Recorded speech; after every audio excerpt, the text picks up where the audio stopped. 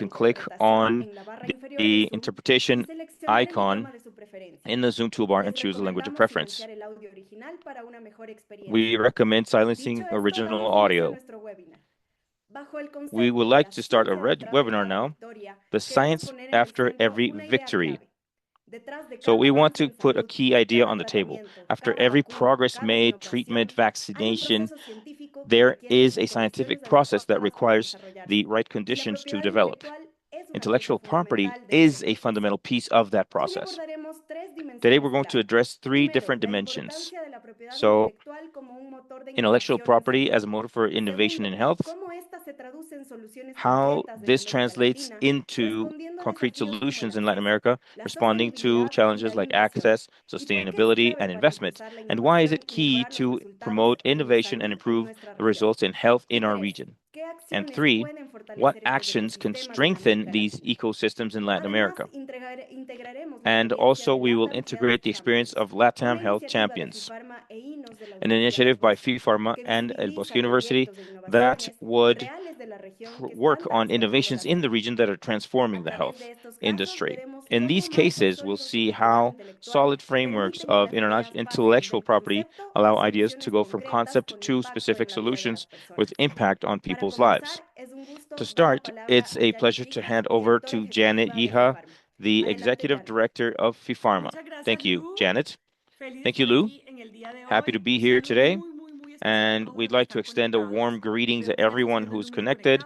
I think that everyone is connected now. We have the opportunity to download them after the recordings are prepared. So thank you for joining us today on the World Intellectual Property Day. And we're very happy to have very wonderful guests. We have Marco Aleman, a Colombian whom we admire deeply and work very closely with. We also have Carlos Felipe Escobar, director of INOS, colleague, friend, with whom we dream and create new initiatives. And very, very importantly, an infinite thank you to the offices of intellectual property in the region. We're going to talk to each one of them and connect with challenges, opportunities, advancements, and everything we've discussed in many of the countries through the offices.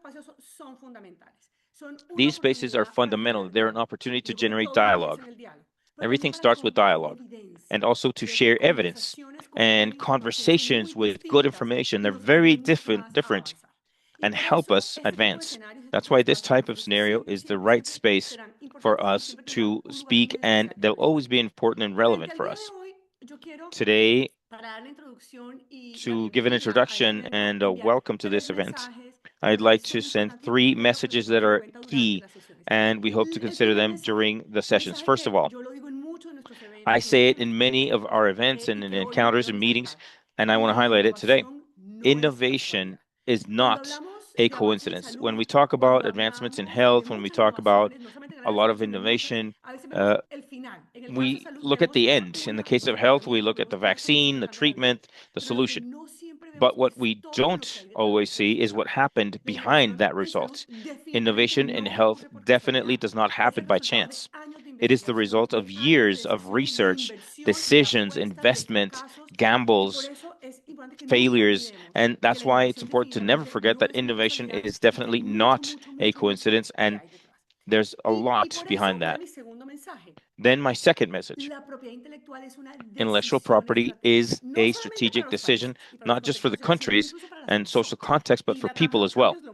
And this shows it. But when we go to the countries, many times we think that intellectual property is technical or legal, but it is actually much more than that. It is something more strategic. And when we have this context of intellectual property, we have opportunities and we have an ecosystem required to innovate. And that's what we have at the champion session. And so with innovations, they do it, and there's a robust framework. And if it was absent, it would be very difficult to all this. So this strategic decision, this is a message I always send. And we have a lot of opportunities in Latin America, many of which we're taking advantage of, others we're not. We have the talent, we have the scientific capabilities, we have the potential, but we're not creating the right context. We don't always have the ecosystem required. In many countries, we're progressing, but undoubtedly there's an important job to be done. So that's the importance of this meeting, which is to put the discussion on the table where we need to work to be able to trigger all the potential we have and that all this human talent can be harnessed. With that, I'd like to welcome you. We're very happy here at FIFARMA to have you all, and hopefully everyone will enjoy it. Thank you very much. I hand over to you. Muchas gracias, Janet, por esa apertura que resalta Thank you, el valor Janet, for this estratégico de la opening propiedad and the intelectual strategic como value of motor de la intellectual innovación en property salud. as a motor for Ahora quiero innovation dar in la health. Now, bienvenida a Marco I would Alemán, like to welcome Marco subdirector Aleman, general del sector de Deputy propiedad Director intelectual y of the ecosistemas Intellectual de innovación de Property la OMPI, Sector con and quien compartiremos Innovation una at visión OMPI, fundamental, with que whom we sistemas share a sólidos de mission propiedad that intelectual son solid clave intellectual para que la property innovación no systems solo are se key for genere, sino innovation, que not just llegue to a be quienes más la generated, but necesitan. also to reach Marco, those who muchas need it the gracias por most. aceptar esta Marco, thank you invitación very much for y joining us adelante today, con tu intervención. and please go on with your comments. So, hello everyone, thank you very much. I'd like to congratulate FIFARMA, IBNOS, the Bosque University, for this very important initiative, and particularly to congratulate Janet Yija, the director of FIFARMA, and Carlos Felipe, the director of INOS, and of course, everyone involved in the health sector, and everyone, Mr. Suarez Delgadillo, director in technology transfer. So, what you are doing now around this program in Latin America are, as with the champions, is not just innovative, but indeed you are one of those regions in the world that promote inclusion in the health sector and innovation in the health sector in a way that it not only impacts the large corporations that create innovation as well, but also that the intellectual property system can benefit the players of smaller size in the sector. And of course, the challenge of innovation is that we all know that innovating implies important efforts in financial aspects and others, and human resources. So these efforts have to be compensated by way of the use of these systems and different rights that create opportunities for those who can indeed obtain benefit from all these and convert these intellectual property sessions into business opportunities and advantages in the market to give further potential. At OMPY, we work on both fields, on health, how to get intellectual property to be more relevant, and in support of the actors or players who do innovation at these corporations, and also the researchers who individually launch into these activities and in the companies. So we do that in different ways. On the one hand, we have important studies that have been conducted in worldwide, and in 2023 we produced a report on the vaccines in terms of COVID and a patent landscape that has a therapeutical aspect to it. We conducted an analysis of what has been requested in a period of time that was defined in, which was between 2020 and 2022, where we were conducting an update of the study that had been done previously, and then we found that during that term, almost 8,000 patents for vaccines and other therapeutic products were issued, and Many of them, about 1,300 of them for vaccines, and about 4,800 for therapeutic treatments. So what can we learn from these activities? We can identify who are the leaders, what countries in the world lead. In the case of this report, from the standpoint of innovation, the main ones were, or the main countries in innovation were the US, China, Germany, the South Korea, and the Russian Federation. In terms of vaccines and in terms of therapy, China, Russia, Korea, India, and Germany. Therefore, depending on the specific area of research, the place where more innovation is taking place could vary. Then there were lessons learned. We saw some discrepancies between governments and what was happening in Latin America. In terms of the vaccines and DNA, we saw, or they showed us that there was a number close to 11% of the total of the patents that were sought after. However, those were the main sources. They were the ones with the most research in the West, and not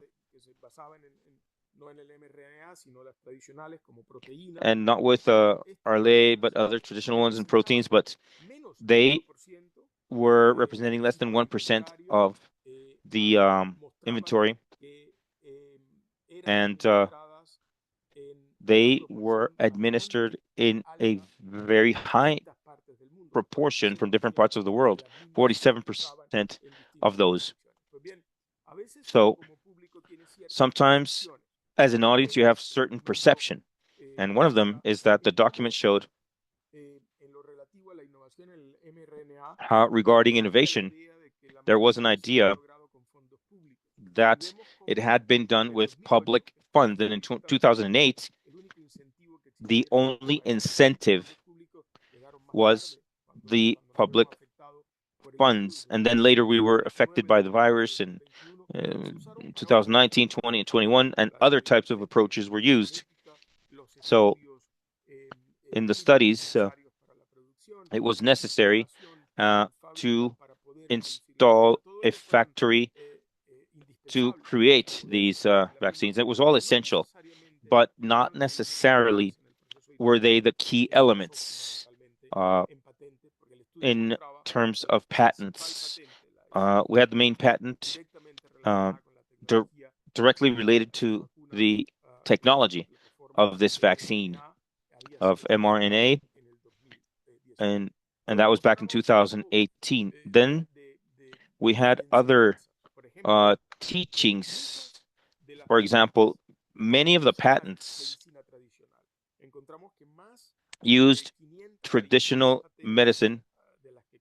There were more than 523 of those that were used in traditional medicine, but different from what happened before. 60% of those came from a single place, which was China. So there's far more opportunities there to assess. Now, with studies like these, they had about 250, and at least this is related to different health aspects and topics. Then we have another report, like the case of the white ventricle, which was based on the support typologies. And then in this topic of these, we are talking about over 1 billion people needing this technology, and the number is estimated to double to 2 billion. So it is an enormous market to analyze the trends, etc. And we found things like the activities in technology and innovation that were conventional, if you will, uh, like all these supporting technologies. Well, those conventional technologies represented almost 8 times more than the total number of what we've called the modern technologies, if you will. So we have a study that had several hundred patents that were relative to this, and in the field of emerging technologies, analyzed almost 16,000 of those. And out of these studies, the article points out endless elements that derive, such as the major players, the major companies leading the development in technologies, traditional technologies, conventional and emerging technologies, almost 50% and almost 60% thereof. But there were very specific points where the individual sectors were using these teachings and that were particularly important. And then the analysis was done with communications technology. In each of those, there's data of particular importance, and not just the studies that were classified, but also in science and technology, we are contributing to these. And in other fields, we have the clinics of intellectual property that we are working with to support the designs. And in Colombia, for instance, we saw a clinic where there were 20 companies, domestic SMEs, and where they had different elements of OMPI, and there were about 18 of those companies there. And these 18 have these strategies for intellectual property that are appropriate. So just the same as you at El Bosque University and FIFARMA, you're not only focusing where the technology is headed, but there are smaller players that are carrying out these activities. So these opportunities are enormous, and while the sector is not the predominant sector,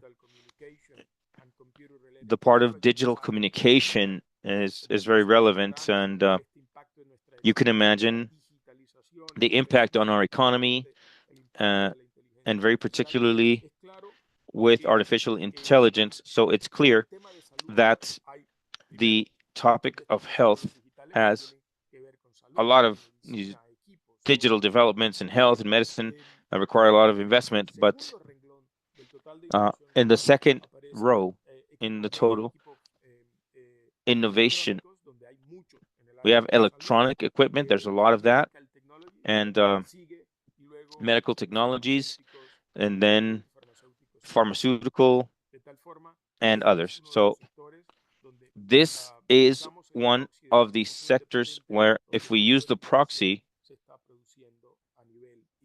it's where most of the innovation is being produced. In Latin America, opportunities are enormous.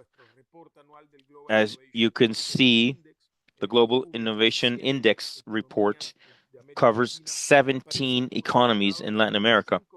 And within the first 5, we have Chile, Brazil, Mexico, Uruguay, and then Colombia, and as number 5. So the potential is enormous for different reasons. First, as of 2020, the growth of Latin America has shown a moderate annual increase in the total expenditure in R&D, close to 55 billion. So we moved from a low point in 2020 to a much higher point in 2023, according to the data. But we see areas where they require some action in terms of transactions, and we see significant reduction.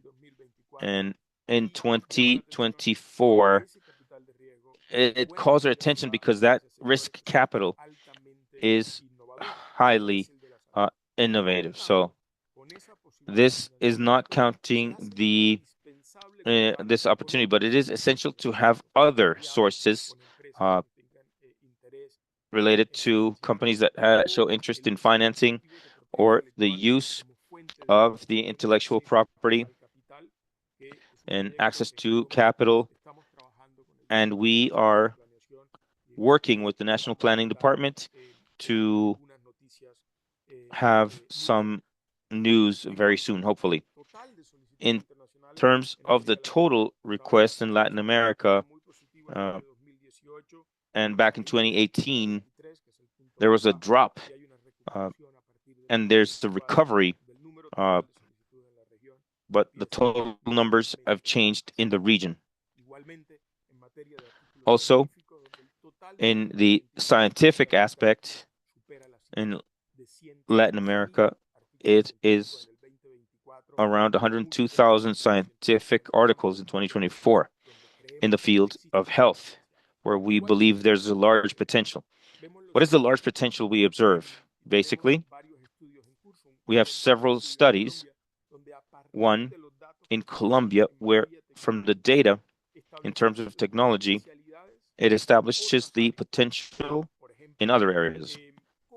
For example, how can we transform more scientific articles into technological requests? So moving that knowledge to the practical application of techniques with this data protection. So this study we're conducting on Colombia covers all that potential they have, and that this is published as soon as possible. We will be capable of doing this before the end of the first semester, and the assemblies of OMPI and with the side events, and before this gets to Colombia. And lastly, a great opportunity for the region to have this information in Latin America. Indeed, there are some significant numbers. So particularly the case of Mexico calls my attention, which is the main economy in Latin America in terms of high technology. And according to the latest data, over $80 billion, representing over 12% of the total trade of the country. So undoubtedly, all of you who are in this sector, in the innovation sector, you can think about your end users, but also being aware of these initiatives. And from the standpoint of intellectual property, it's a stimulus to innovation so that everyone can be more